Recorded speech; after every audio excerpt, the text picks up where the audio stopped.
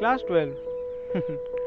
सोचा था इस साल कितनी सारी यादें बनाई जाएंगी, पर किसे पता था कि ये ख्वाहिशें महज ख्वाहिशें ही बनकर रह जाएंगी।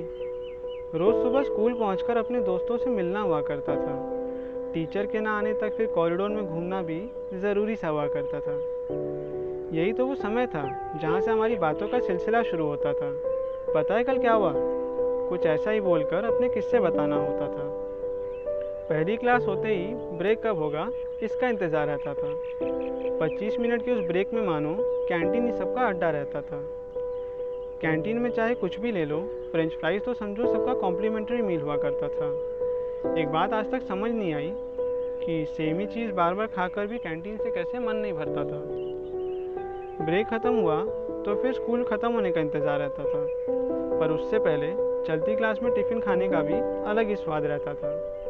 एक के ही टिफ़िन से 6-7 लोग खाते थे। एक बिस्किट का छोटा सा टुकड़ा पाकर भी ना जाने हम सब इतना खुश कैसे हो जाते थे। इतने साल स्कूल में बिताने के बाद हम मस्ती करने से डरते कहाँ थे। बंक करना तो बाएं हाथ का खेल था और पकड़े जाने पे बहाने तो हमेशा ही रेडी रखते थे। चलती क्लास में मस्ती करके अलग ही एंजॉयमेंट मिलता था। टीचर की पीठ पीछे क्या हो रहा है उनको कहाँ ही कुछ पता चलता था। चलती क्लास में पेंडिंग काम करने का अपना ही मज़ा हुआ करता था। टीचर्स भी कुछ कहते ही नहीं, शायद उन्हें भी पता था कि ये तो अपना रोज़ का काम हुआ करता था।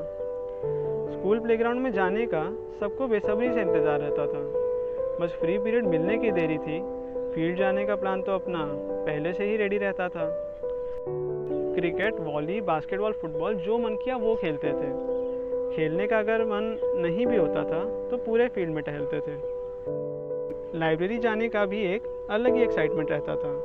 बुक्स पढ़ने का कोई ख़ास शौक़ नहीं, बस बात करना ही अपना प्लान रहता था। एग्ज़ाम्स करीब आते ही लाइब्रेरी का 2 हिस्सों में ज़रूर बंटना रहता था।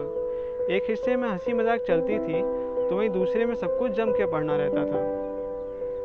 लैबोरेटरी का भी अपना अलग ही किस्सा रहता था। 11th में तो बस टाइट्रेशन, पर 12th में सॉल्ट एनालिसिस भी करना रहता था। किसी दिन सॉल्ट एनालिसिस करते समय कोई टेस्ट ट्यूब ना गिरा दे, ऐसा कम ही होता था। लैब में एक्सपेरिमेंट के नाम पे इधर उधर करने में भी बस थकना ही होता था। फिजिक्स लैब में तो एक्सपेरिमेंट कम, मस्तियाँ ज़्यादा हुआ करती थी। रीडिंग निकालना तो 2 मिनट का ही काम था, फिर तो बस अपनी बातें ही हुआ करती थी। स्कूल बस में दोस्तों के साथ बिताए वो लम्हे भी कितने खास हुआ करते थे। किसी एक का भी टिफ़िन अगर बच जाता तो सारे उसे यहाँ मिल बांट कर खाया करते थे। क्लास के अलावा यहाँ भी एक अलग फ्रेंड सर्कल होता था जिनके साथ खूब हंसी मजाक होता था। और अगर कभी कोई ना मिला तो चुपचाप खिड़की के सहारे सो जाना ही सबसे बेस्ट ऑप्शन होता था। सोचा था कि ये सारी यादें फिर से एक बार बनाई जाएंगी, पर पता नहीं था कि इस साल कुछ नई कहानियाँ लिखी जाएंगी।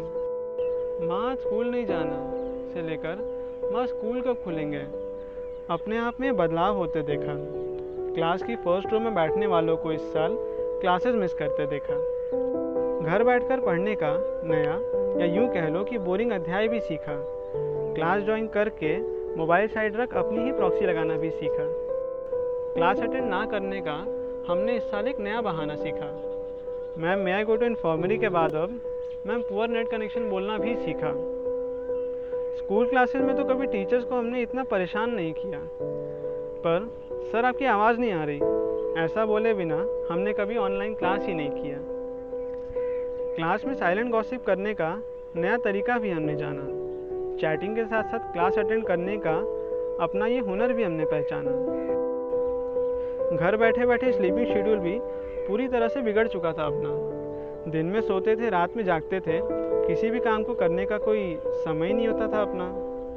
ऑनलाइन एग्ज़ाम देने का भी अपना ही फंडा होता था। बुक्स सामने ही होती थी, पर सारा ध्यान व्हाट्सएप पर रहता था। कभी अगर मुड़ के इस साल को याद करेंगे तो यार ज़्यादा कुछ रहेगा नहीं याद करने के लिए। समझ नहीं आता कि कोविड को भी इसी साल आना था, हमारा ही आखिरी साल ख़राब करने के लिए।